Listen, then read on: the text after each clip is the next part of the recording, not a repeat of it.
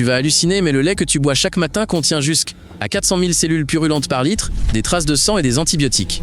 Et c'est officiellement la norme autorisée. Aux États-Unis et en Europe, on appelle ça des cellules somatiques. Mais en vrai, c'est du pus des mamelles enflammées des vaches qu'on traite comme des machines. Une vache laitière moderne, c'est une machine biologique qu'on essorot comme un citron.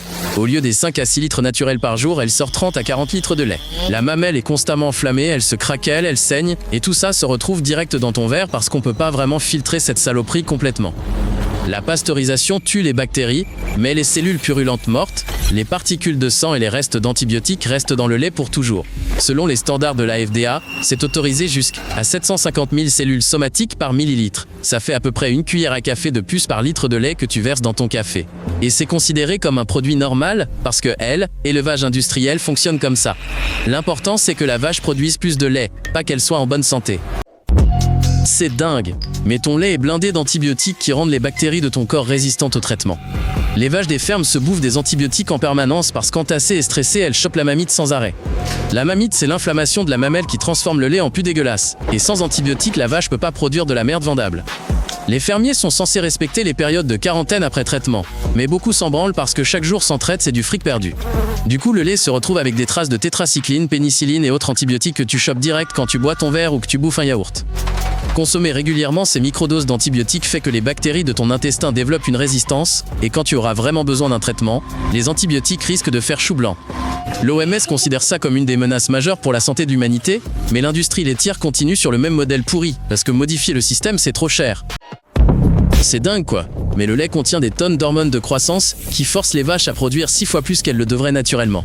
Aux States, la RBGH synthétique est toujours légale, ces connards l'injectent aux vaches pour en tirer le maximum. C'est juste du dopage animal. Ce truc augmente la production de 10 à 15%, mais fait monter l'IGF-1, ce facteur de croissance qu'on lie au cancer du sein et de la prostate. L'Europe a interdit ça dans les années 90, mais en Amérique, ils s'en tapent, et ce lait pourri se vend partout sur la planète. Même sans hormones artificielles, le lait contient des estrogènes et de la progestérone naturelle, parce qu'il traite les vaches pendant la grossesse quand les hormones explosent. T'ingères un cocktail d'hormones étrangères chaque fois que tu mâches un fromage ou que tu bois un verre de lait, et ça bousille ton équilibre hormonal, surtout chez les gamins en puberté.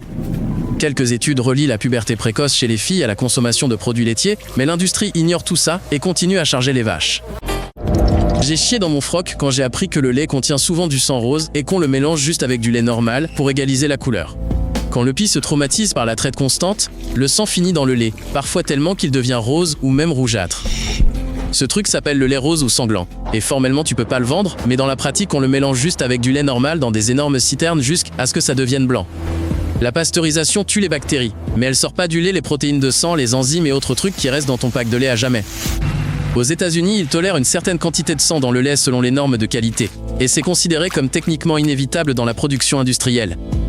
Imagine, on traite la vache 3 fois par jour avec des machines spéciales, le pis sous pression constante, la peau se craquelle, les tétines saignent. Et tout ça va dans la citerne commune avec le lait. Les technologies de filtration enlèvent les grosses particules, mais les composants microscopiques du sang passent à travers et restent dans le produit que tu achètes au magasin.